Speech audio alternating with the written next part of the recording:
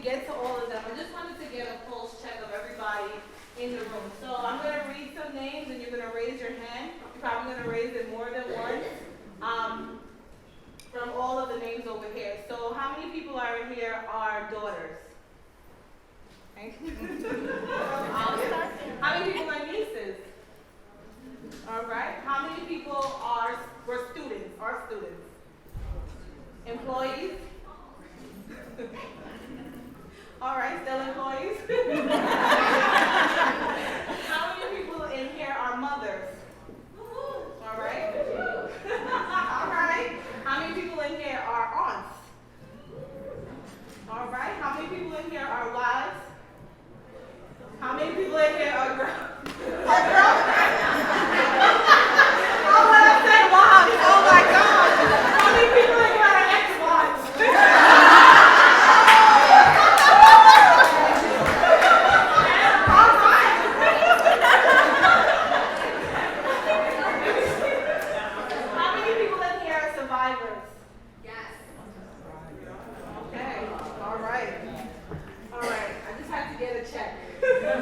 Thank you, ladies, so much for being here. And I'm going to start just reading off. I sent everything to them, so it's going to be a nice flow as we go through. So let me read this. All right, one of the things that we collectively deal with in our lives is failure. Failure, depending upon the period of our life, can be devastating depending on your age. Let's talk about those stages. What does that look like? What does failure look like? What is failure? What is failure to us? Who wants to start? When I read that or when I hear you say it, I think about I'm in my 30s. I know I meet a lot of clients and people when we hit those milestones of ages, right? And those ages come with expectations. We're supposed to do this. We're supposed to have a house. We're supposed to have the ring, the husband, the this, the that. And so I think we then put a lot of pressure on ourselves. And that pressure definitely can at times make us feel like we failed. We haven't accomplished things and we, I think, can miss a lot of the positive things that we have accomplished in our life and that we've done when we set these unrealistic expectations or we're so busy chasing what society thinks that we should and should not have. I know that's something that I definitely have worked with clients with. It's just it's fine. Who cares if you're 30, if you're 35, or 40, and you feel like you haven't done this. Every day is a new day and you can continue to chase whatever goal that you have no matter what. Okay. Anyone else want to add to it? And a good problem with that, or a big problem with that, is those within the social media age. Social media puts unrealistic expectation on our goals. We'll be thumbing through and we see people who look like they have it all and we don't know their whole backstory. And then that makes us have oh my goodness, I need to get my life together, when really you're really doing fine. So failure sometimes is this downward spiral where we're looking at people who really are getting themselves together just like us. And, we have that unrealistic goal. To piggyback on that, a lot of us think we're more unique than we are. Okay? And I say that because the brain functions the way that it's designed to function. It functions that way for all of us. So when we come through our teen years, we're going to be really self-centered and focused on thinking that everyone's watching us, that we have this invisible audience and so forth. And a lot of us don't transition out of that until, way past the teens. So there are certain things and ways of being that we take on that are developmental. They're appropriate for our age. So what I end up communicating to people a lot of the times is what you're experiencing right now is normal. You're not crazy. You're not weird. You're not going through something that's, way off the wall. A lot of times we need that normalization of our experience to know, okay, now that I know that, how can I address this? How can I, function? And another thing I want to say is that sometimes we have narratives in our minds that constrict us. right? So as an adult, we're trying to live up to everybody's expectations, not just those who raised us and who were influential when we were coming up, but now we got the boss man. Now we have, partners and relationships and so forth, and our internal dialogue and trying to please everybody and everything, and we're not hearing our own voices. We've not grown and shifted into the place where adulthood, I like to say, is a la carte. You walk into this piece and it's like, okay, I'll have some of that, I'll have this, I'll have that, like this is what grandmama never said. I'm gonna take this little piece right here and add that to my life versus trying to live according to everything that everyone has set up for us. The structure is great, the lessons are wonderful, they're still part of us, but they may not need to be, what we live according to. And I think just in keeping along with the conversation, I think just allowing the individuality of ourselves to thrive is necessary because we live in a very groupthink society, especially when it's amplified by social media, where we can feel as if we are not progressing. I always say that the cumulative effect has a more powerful blow than like that one-off. And so while each day is better than the next, right? We woke up this morning, we're breathing, we're here at this event. Like that's an accomplishment, that's a goal, that's a state of being that we choose to be in. And so just looking at the positives of it rather than focusing on the negatives. I think a lot of it is what we construct for ourselves, and the individual goals that we set for ourselves. Like your only opponent is you. Like the goal is to be better than who you were the day prior. Having the partnership, like Shani said, helps to amplify that, and it definitely feeds the ego. But just focusing on your individual selves and your own individual goals, and doing better than what you did the day before or the hour before is something that we need to strive through. We can get away of that notion that we're failing because we didn't meet the social construct that's made up by the way. It's made up. Like you gotta have a house by this age, you gotta do this by age. All of that is made up. It's all made up. So it's a very individualistic approach. I wanted to add something. Just what Sarah said, my take on it around this whole made up concept is that we've been duped by the whole construct or concept of failure. Many of us will try 2 or 3 things inside of a goal or directive that we have for our lives or a desire, and then we quit. And there are multiple pathways to manifesting success or getting to the end game that you have declared for yourself. And if you've already counted yourself out by try 3, sometimes we've declared something a failure and it's a misconception. It's really you quit as opposed to failed. And the other piece that I wanted to share is that I don't view failure as anything but friction. Like when you're working out, it's friction that allows the muscle to build. And I don't view failure as negative. I look at things from high vibration and low vibration. And the high vibrational things in life give you information and fertilizer to move in another direction, to regroup, to manifest different people to partner with. But we look at it as something that is crushing to the spirit, and then we stop engaging in the things that we say that we want. If you view failure as a vibration and not as a status that you have that makes your beingness not as valuable as another person's beingness, then you will step away from the game of life and you'll stop playing, or you'll play and not play effectively. So I invite everybody to reframe the language, because our words create our worlds. And if you have a word in your mind that failure means that I'm not this or that or the other thing, rather than failure means that I get to play the game maybe in a different way with other partners and strategists, then you will declare something over when it's really not over. So that misconception and that fantasy thinking that's not really based on concrete floor.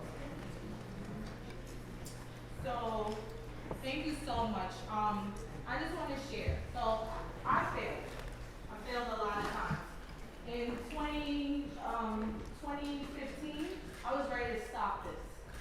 I wanted to stop it because I thought that I was going to fail because it's so hard to do.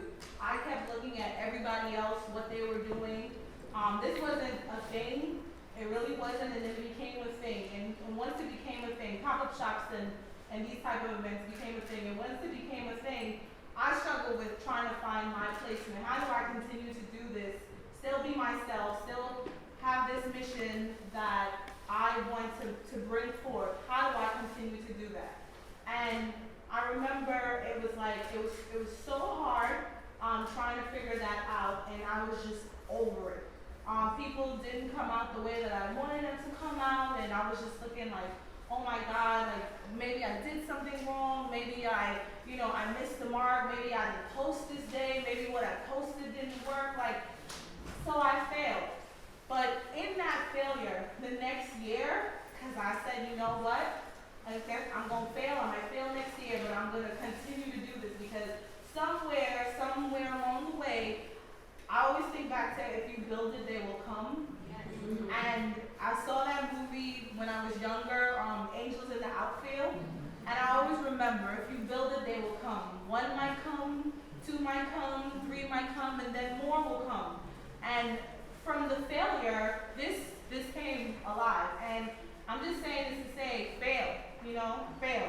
Because as we were saying, there's a failing up, right? That's what you were talking about. This is what failing up looks like. And my failing up might not be looking like your failing up, but if you are failing, Robin Devenich had said last year, within adversity, there is a lesson. It's a blessing. And anytime you fail, and anytime you face adversity, just, look and see. Don't just stop. Look and see what is it that you can do. So that's just my eye to everything. Are y'all liking this conversation so far? Yes. All right, good. So we're doing what we're supposed to do. Okay, so this next part is, have you ever heard the phrase, that black women be wanting to cry, but we cannot because we have a lot of shit to do? Oh, yeah. Yeah, I hate that phrase.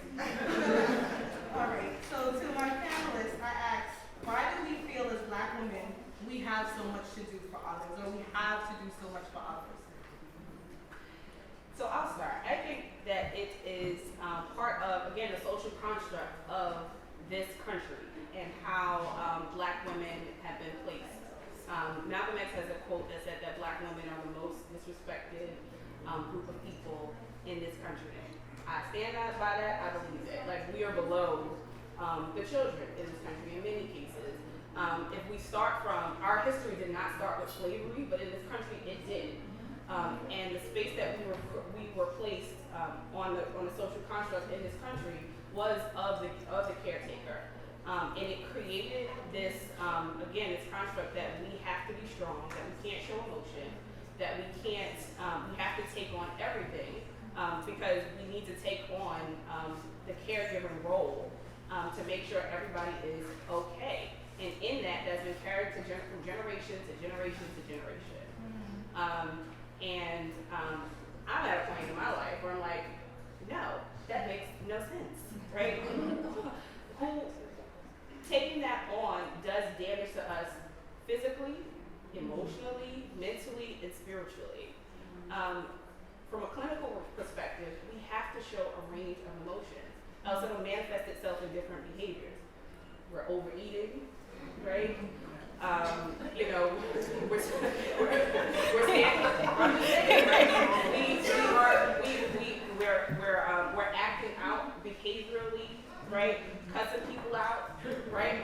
All of those things. It's something that's sitting within our bodies because we haven't been given the permission, if you will, to express the full range of our emotions. And so we get stuck with this, this construct. Again, it's a fake construct that we're not supposed to show the full range of ourselves. And that's reinforced sometimes by our families. No, we gotta be strong. I'm like, no, I don't want to be strong. I just want to be. I want to feel what I need to feel. And I need to work through those emotions, which is normal, which is the human part of us, to work through it, and then come out on the other side. What I think tends to happen is when some of us start to show those emotions and we go against the construct, people start to react, right? And then the reaction is usually not a positive reaction. right? We get labeled as crazy. Like, what's wrong with her? It's like, but I'm feeling. I'm human. I'm normal. We're allowed to feel those things. So I say for the black women in the space, or those who are identified as black women, feel what you feel. Feel what you feel. Express it. Emote it. That's normal. All of it is normal, and we have to start to break those constructs amongst ourselves, right? If you see another sister go through something like, just because we quick to judge, because we do that very well, side-eyeing, right? We do it. I know I've done it myself, but try to come from a place of a compassion. Like, I wonder what else is going on. Like, what's the story behind what may be manifested and what's being outwardly presented. I wanted to share a statement that I heard 20 years ago, but it stuck with me, and it speaks to the manifestation of overdoing. I say that we're human do machines, doing and doing and doing and doing and doing and not being. And the statement was, pain unspoken becomes anger unvented, becomes rage released, becomes violence. And to me, when you don't give yourself an opportunity to rest and breathe and cry and scream and experience joy, then the compounded grief and pain, if it's suppressed, it begins to manifest itself, like Solomon was saying, in different ways.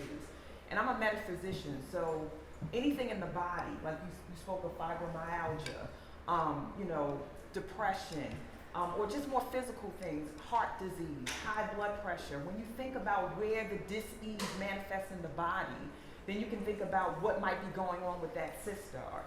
Perhaps she hasn't experienced this, she has diabetes, and the reason why she has that is because she doesn't allow herself to experience the sweetness of life. Well, growing up, she never got hugs and kisses and love and just moments just to breathe and be a little girl. And so the body speaks profoundly and loudly, and it tells us what we need to know, but we don't pay attention because we're too busy working and trying to make a buck and do all of this stuff, and meanwhile, we're dying on the vine. So pain unvented becomes anger, pain unspoken becomes anger unvented, becomes rage released, becomes violence. And overwork is violence to the body. Overwork is violence to the psyche. Overwork becomes violence to the spirit. And if we don't sit still and just be, we're going to make ourselves sick. And we do.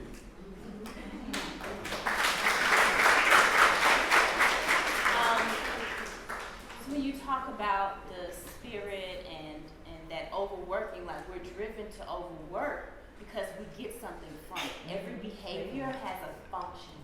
Whatever you're doing, you might not be conscious of, but you're doing it for a reason because of what you get out of it, right? So when we overwork, when we control, are overly controlling of the lives of those around us, they didn't ask for our help, they don't need this little bit of tidbit that we're giving them. Why are we doing that? Because we get self-esteem from it. We get sense of self from it. We know who we are by what we control. So I just want to say that comes from a place of powerlessness. When we feel powerless inside, we try to have power outside. And those two realms don't work in the same ways, right? So in order to have the power inside, you've got to do inside type of work that comes through expressing of emotion, that comes through really thinking through, again, what is it that's present in your life, and do you even want that there? Is it something you've chosen? Has it been imposed upon you? We have a lot in this country that's imposed upon us that puts us in the sunken place, like, who dug this hole? I'm not trying to be down there, right? But there's so much that we're fighting, internal and external, and we don't have a place of rest, right?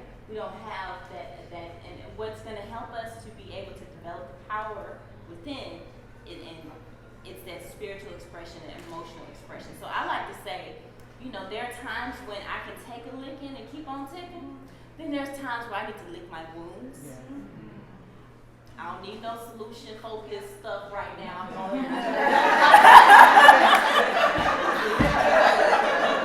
I need to deal with this emotion right now, because if I don't deal with it right now, it's going to come up when I don't need it to. When I'm trying to be in warrior mode, but I'm wounded, I'm too wounded to fight. So lick your wounds, and then get up and show them who you are.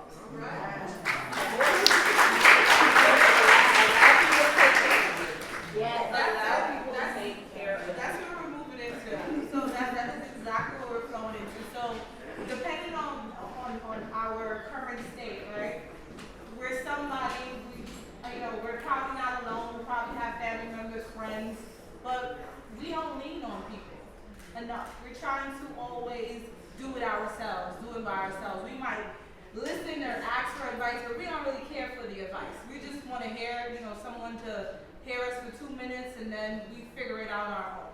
Why don't you think we lean on each other more than we need to? I think internalized racial oppression is part of it. Go ahead, sister. And I was just gonna say that we don't know how to. Yeah. It's part of what we were taught.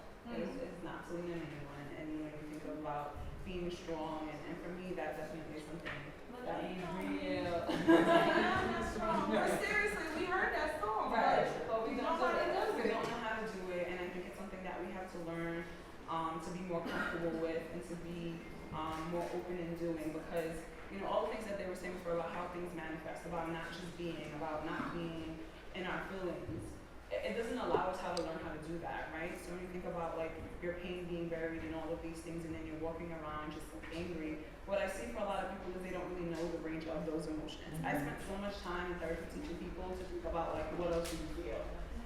I'm angry, I'm frustrated, then what else? Are you disappointed? Are you sad? Are you in grief? What else? There's so many other things and we don't know how to do that. So I think like, we really have to learn how to be in tune with our own feelings and give ourselves the space to just be, because then you also don't know how to communicate it. How can I lean on someone and ask for help if I don't know how I'm feeling myself? Because I'm too busy doing and I'm too busy just existing in this world and going and going and going. So you have to be able to know how to slow down and to be truthful and to be honest and start, really sharing what's happening with us and allow people to help you.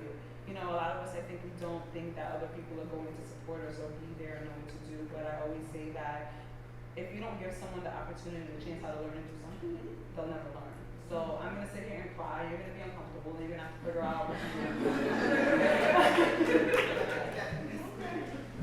And just to piggyback, how many of us have used this phrase, I got this? It's something we always say, I got this, I got this. And we, as you mentioned, we don't give people the opportunity to be there for us. And it starts with ourselves, like you were mentioning before, there's power in stillness. Because if we keep running, we're not going to take the opportunity to let somebody help us. There might be someone with a helping hand, but we're not even seeing them because we're just so used to running. So we have to pause, to take that moment, breathe, and like, okay, how can I divvy this up? And really let people help you, because you're right, they won't know how to help us if we don't let them. So they'll fail, but they'll learn, and then they'll help us, and then we'll be able to really progress and be positive with our next steps. Let's augment that. We're going to tell them how to help us. That's true. A lot of times people don't know how to support you. You may have it, intuitively like, okay, I just need a listening ear, or it'd be really nice to get some targeted feedback on this thing, or like just practically, I don't know what to do. Like I gotta go to this building, what floor, like very specific things. So if we can communicate at least what would be helpful in the moment, what I need from you right now, then that gives them a chance to rise to the occasion. I actually like to take responsibility for how I've trained people to be with me. And we don't always take responsibility for that. And so when we start to switch up from the human doers and always stepping in, I got this, I got this, I got this. And then when people ain't jumping in, it's like they ain't jumping in, and not bad grammar, but absolutely true. When they ain't jumping in, we make them wrong. And we strong with making them wrong. And so if I teach you that you don't have to step up, if I teach you that I'm always the doer and the giver all the time, when it's time for me to receive and I'm like, can you look out? They're like, I'm used to you being a muscle woman, so go do that, right? And then we blame them, but we have to reteach them how to be compassionate towards us, how to step up and be with us when we're going through, how to allow us to put the bags down and they pick the bags up. So I'm big on taking responsibility and accountability for how I've generated my own and perpetuated my own dis-ease for my own life because of being validated through doing and just constantly going at it like that. And then people are like, this is what you taught me. They may not consciously say it, but unconsciously they're thinking that this is what you've always done. So do it. Go on, do it. Right. And I'll be over here watching like I usually do. So in our retraining, we also need to be compassionate with people and patient, because it's scary when you start showing up differently when you've been 30, 40, 50, 60 years operating in a particular way, and then all of a sudden, 60 year and day one, you're trying to be different. And people are like, what is that? I don't even know what to do with that. So we need to be responsible when we shift to actually recognize that everybody's not going to join us in the shift, and they need time to shift because of what we co-created with them as far as the paradigm that we put out there about ourselves and how we function in bad times and in times that are actually edifying and joyful. Okay. When you were talking, there were so many different things that was coming in my mind. Like I'm even thinking about like my own relationship and me having to, like I had a job where I had to lift boxes and I had to like fix things with my hands, and then I had this man who came into my life who was lifting all the boxes for me and the bags for me. And I didn't know how to receive that at first because for 7 years, I was doing it. So it's like, there's a shift, that happened. Someone holding the door for you, when you're going through. Like, all you have to do is step through it. You don't have to put your hand there. So, it kind of leads into the next one where we take on both roles. The matriarch and the patriarch role within our lives, within the lives of others. Like, why do we do that? Because it seems to be something that we do all the time.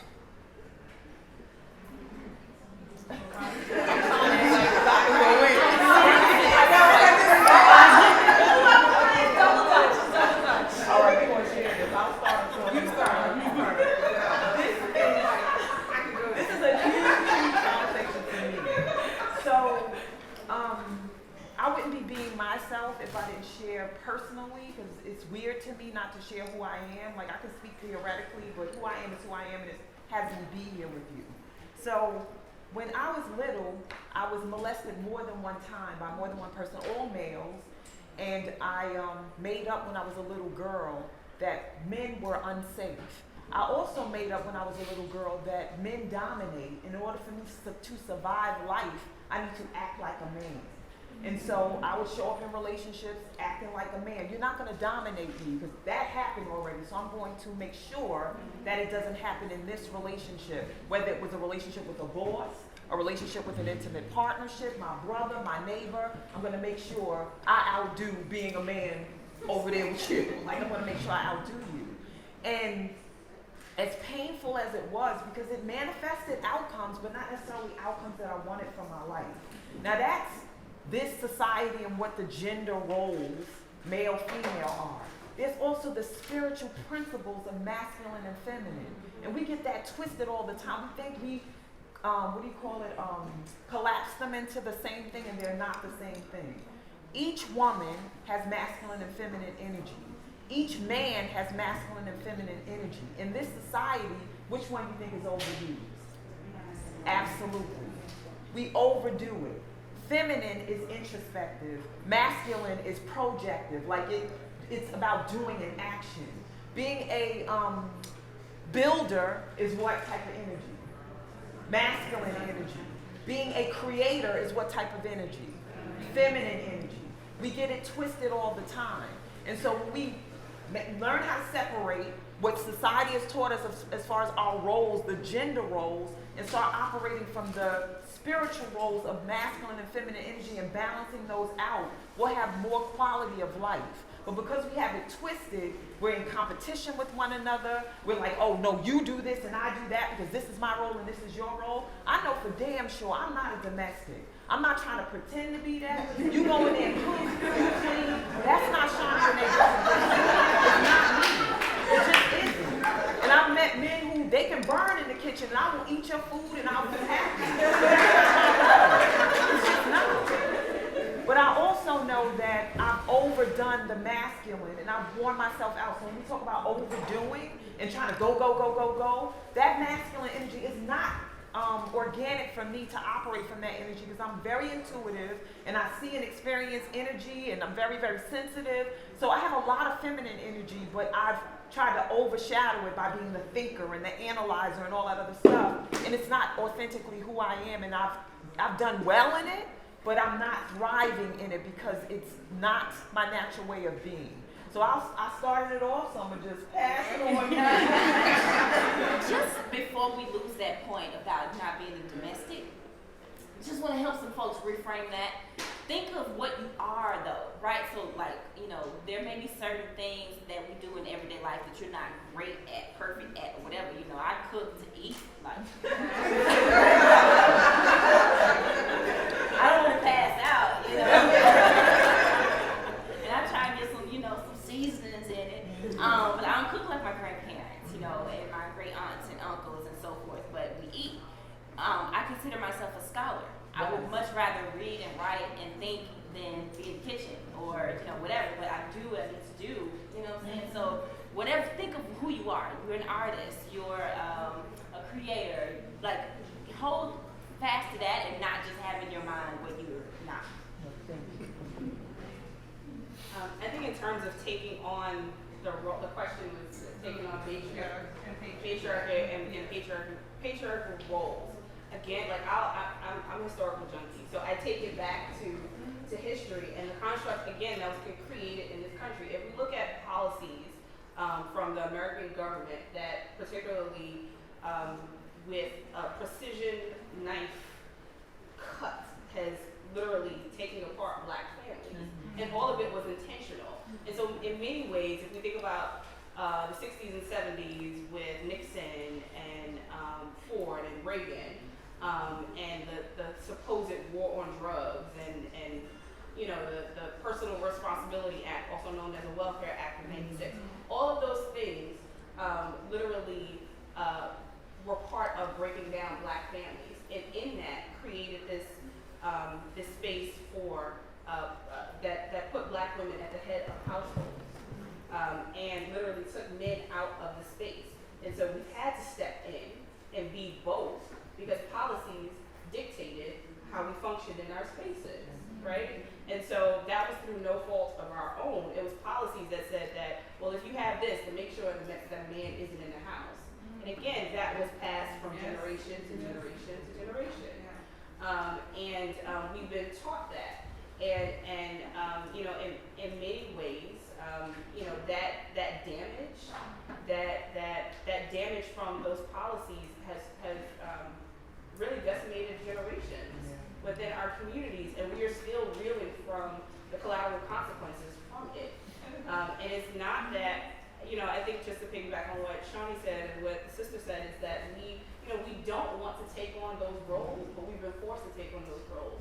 And then if we, you know, just keeping in line with our conversation, you know, it turned into a space of survival for us. Like, we have to do. There's nobody else here, so we have to take one of those roles.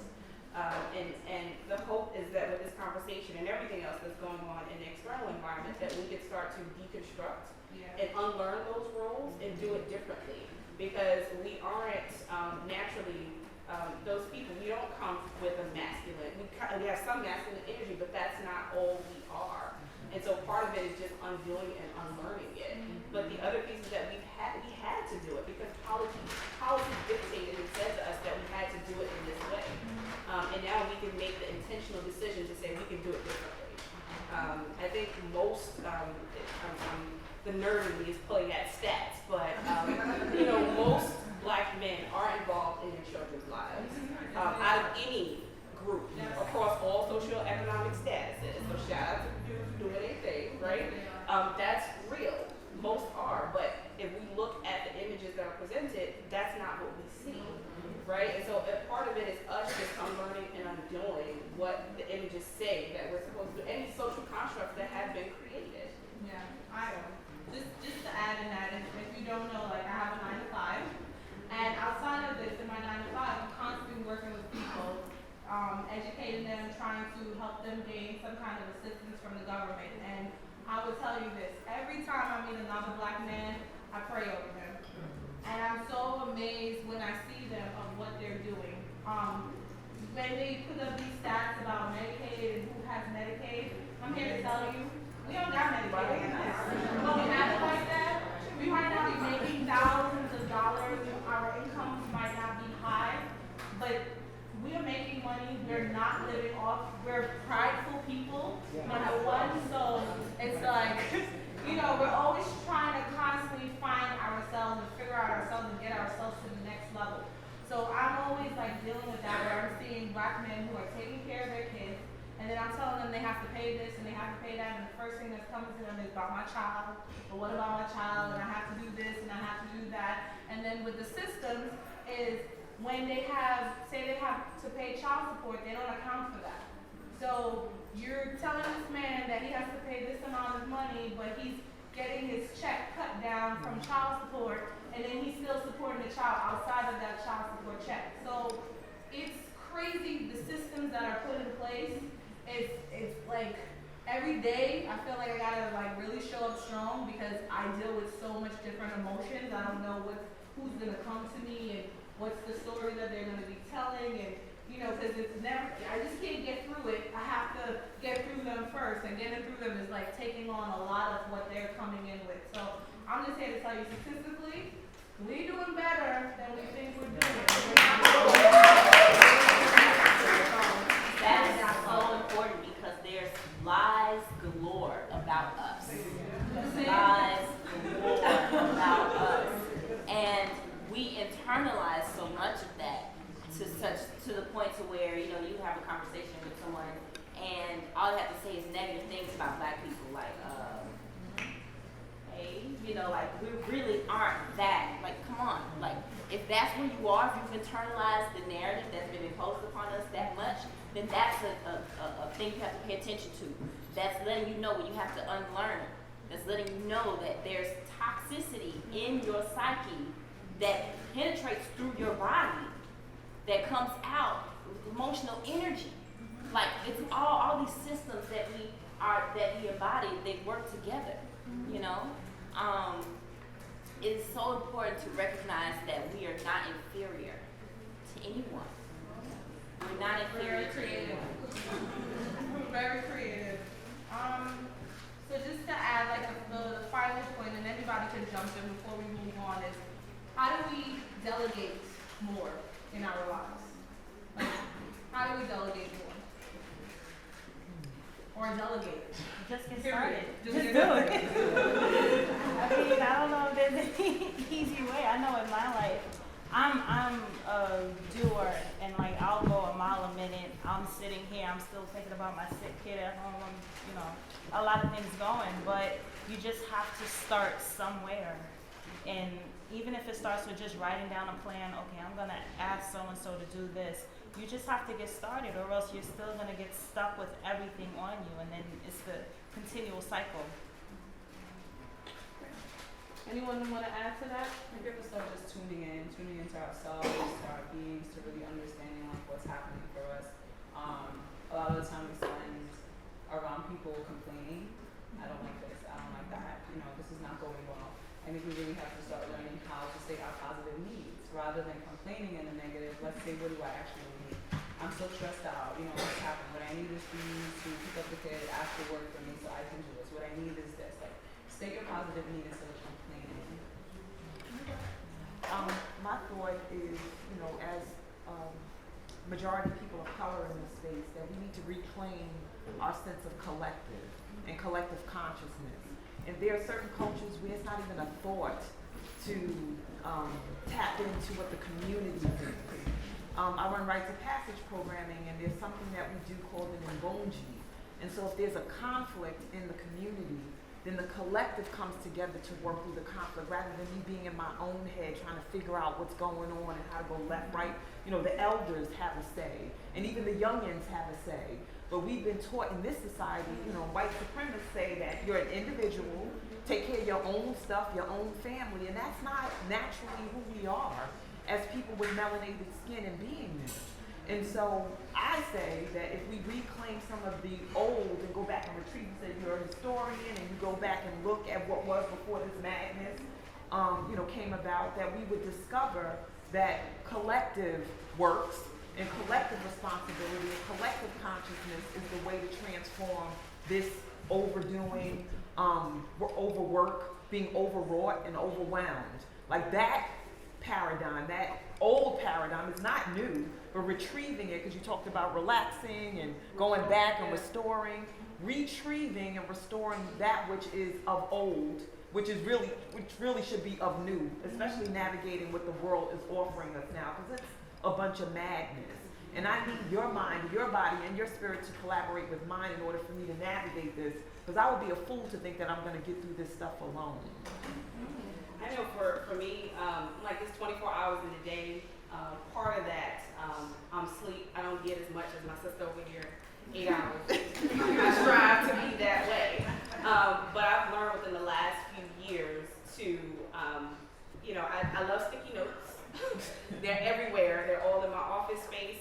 And when I get to work, or even when I start out my day, I try to list, like, this is what I'm able to get to today and what can be tabled until tomorrow. I'm one person, I'm one human being, and what can I ask for support and assistance with throughout my day?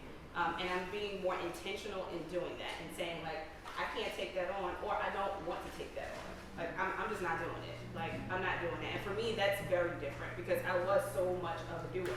Birth order kind of dictated that as well. I'm the second of 18 that I know of. I think it's 20, whatever it is, right? She's like, no. But I've gotten more intentional in saying, like, I'm not doing it. Like, I can't do that. Nope, not today. Like, nope, I can do that. Nope, not that one. Or I just don't feel like it. I'm not doing it, right? Because my mental and physical and emotional health is that much more important. I'm learning to prioritize, and that's just me being intentional about it. So just saying, like, nope, and if you haven't heard this before, nope, no is a complete sentence. Or you can even put it in your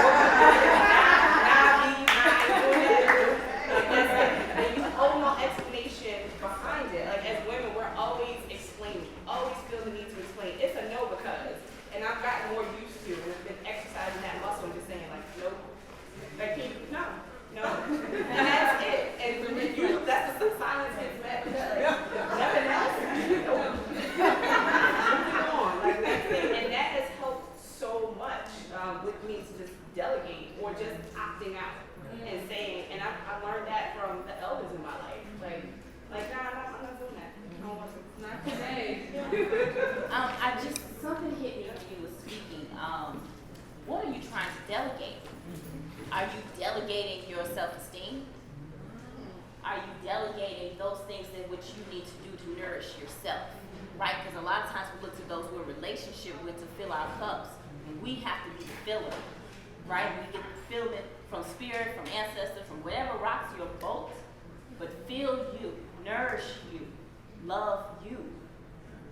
Right? So there's doings and things that need to get done that can be delegated, but in terms of your being, right?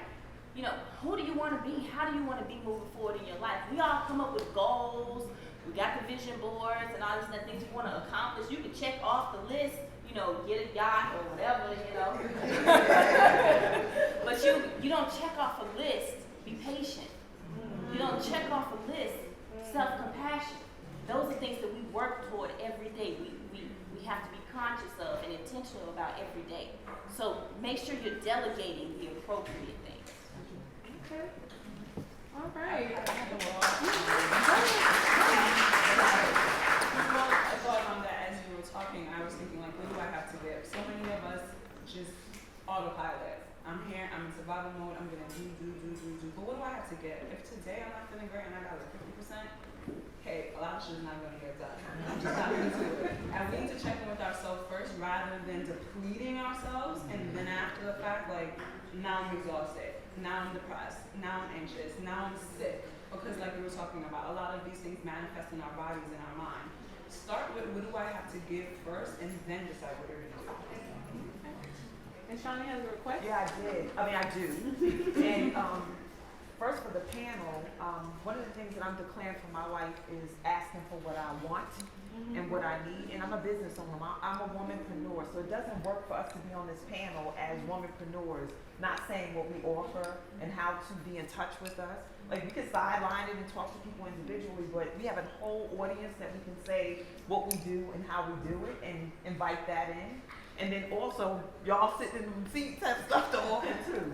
So just being able to say out loud, because one of the things that I had to learn as a womanpreneur, as a business owner, is that I had a disempowering context about money, and I had a difficult time asking for my work. So if I said $500, they're like, $500? I'm like, oh, that's too much? Oh, what about $250? And spirit knocked me to my knees. I all our contracts were drying up. Spirit was like, you're not gonna listen? I'm gonna have it so nobody's asking you for ish. And that happened for a good year, and I had to grow up in that sense and release the disempowering context about abundance, because that's all, money's energy. That's all it is, and it's made up. It's made up, and we bought into it. So since we're buying into it, we might as well ask for it, and ask for it unapologetically and unabashedly. So who I am is Shawnee Renee Benton Gibson. The name of my business is Spirit of a Woman Leadership Development Institute. Inside of that business, I coach and counsel people. I have a rites of passage program. I coach couples and individuals. I do speaking engagements. I do training and development. I'm a consultant. I'm also a performance artist. And so what I'm looking to manifest more in 2018, towards the end and beyond, is more speaking engagements where I can get on the stage and speak for 20 minutes and get a $10,000 check. Just letting you know. Yes. I'm Abigail Perry of Body Rock Dance and Fitness. What I do is health and wellness classes. So not only just the physical aspect of fitness, because if you got a six pack, if you're a size 0, whatever, that doesn't mean anything if in the inside, you're still right. So we work on fitness from the inside out, what you're putting in your body, what you're, moving, and just overall your happiness. That's what we do with Body Rock Dance and Fitness. So I do different events with that. One thing that I am starting to get into is, it's called Body Rock Videography. With this, all you do is you grab a few of your girls. If you've danced before, if you haven't danced before, what we do is we create choreography, we have a videographer, and we do our own little music video. Right. And you wear something sexy, sassy, whatever, and you get to make the video that you want. And with that, I do that for $250. It's a 2-hour event. It's for $250 with your group, but that's all we can discuss that. We'll share. Okay. Just to go because of time, because we can really go. So just to get to the last part where it's the how do we honor? It's the refocus. So how do we honor our feelings? Like, we don't feel a certain way. Our day has not gone the way that we wanted it to go, but we still have to show up. Do we have to show up? Do y'all, do you still feel like you need to show up even if you don't feel like showing up? How do we honor those feelings unapologetically? Talk to you. Okay. We may see sister girl, looking down, whatever. I'm gonna encourage her. Hey sis, what's going on? I started hey sissing myself. You have to talk to yourself in the compassionate way that you would talk to a child, and you encourage a child or your best friend or someone that you care about, and you see the potential in them, right? So a lot of times we're speaking life into people, but speaking that life to yourself, recognizing, I was tired today, I wasn't at, the level that I want to be at, and speaking for someone as someone living with a condition that doesn't just go away, right? Like, I have times where I'm great and fantastic, and I wish they would last forever, but then there's times when, I'm a flare up of pain, and I have to figure out and troubleshoot what's going on that's, causing this pain to be present right now.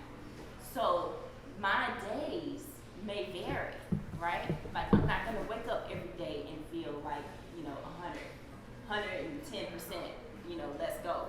But being able to be compassionate with myself for whatever percentage of strength that I have, and whatever it is that I can accomplish that day, and reviewing the day, reviewing how I was with people, how I was with myself.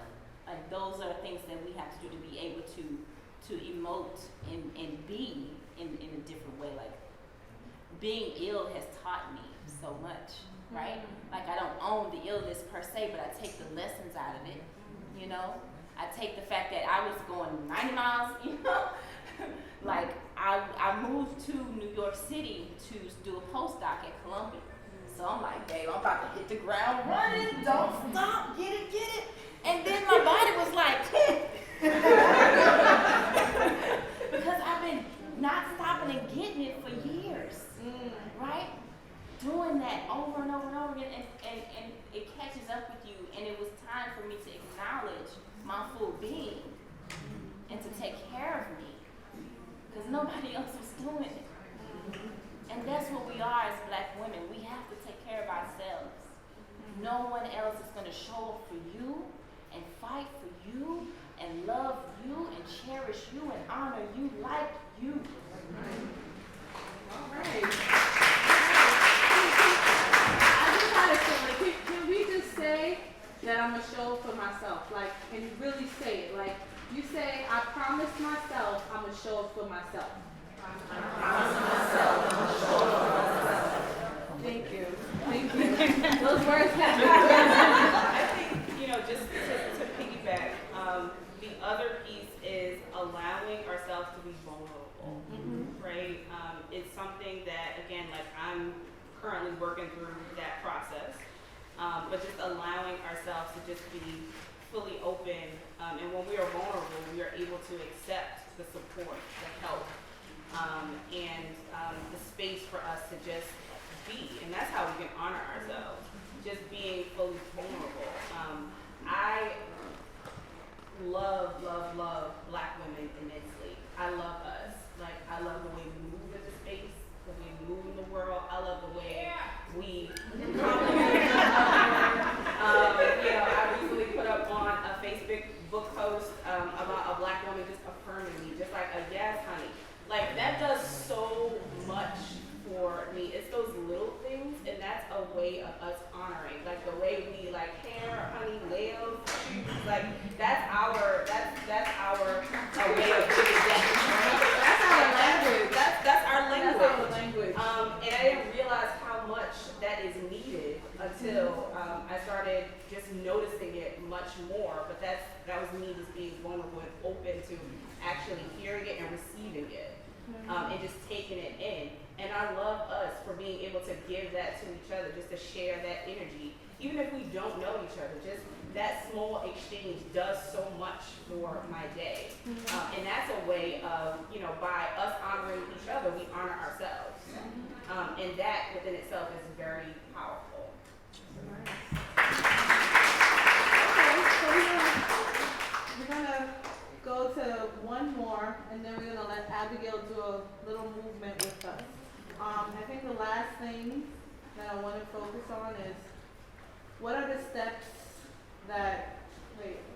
what steps are there to allow us to move away from being the role taker to doing what is mentally, emotionally, spiritually, and physically right for us? I was doing a Facebook Live yesterday. I do a weekly live with my cousin, and she has just had double mastectomy. She has breast cancer, but she's up. Right? It actually gave her life, the diagnosis. Like, seriously, something that's life and death gave her life. And one of the things we were talking about is the need for each of us as individuals to have a board of directors or advisory boards. And you were on the line? So all right. So recognizing that we need specific types of people, like a playlist. Like, you got a playlist that you go to, that amps you up, and if you're sad, it picks you back up or sets a mood. I have people in my life that help me set a mood for what's coming next from my life. So contributors, investors, regulators, somebody who will check you. I know Saga, we check each other. You have to have those people in your life. And some of us have individuals in our lives that just play the tapes that we want to hear over and over again, and they don't push us to invest in ourselves or to pursue the business venture that we want to pursue, or to leave that relationship, or to stay home and be with your kids. So I would say, look at who's on your board currently, and is it time to clean house and fill some of them roles, or they're empty roles? You have certain types of people that only do certain types of things, and then these 5 other slots are barren and empty, and you don't have that level of encouragement. I have investors in my life, so if I do something with my business, they're like, here, take this money, or here, take this information, take this number. Like, who is on your board? And be intentional about it. Don't be defaulting it, because you may end up with a bag of mess as a result. I like that. I like that. It reminds me of something I heard before. You know, you got to check your circle, because if your circle is draining you, then you know that's not helping. That's not helping anything. So definitely, like you mentioned, have somebody for each mood. That way, you know, you can be whole. I mean, well, you make yourself whole, but definitely having those people, those friends there for each step of the way, that helps.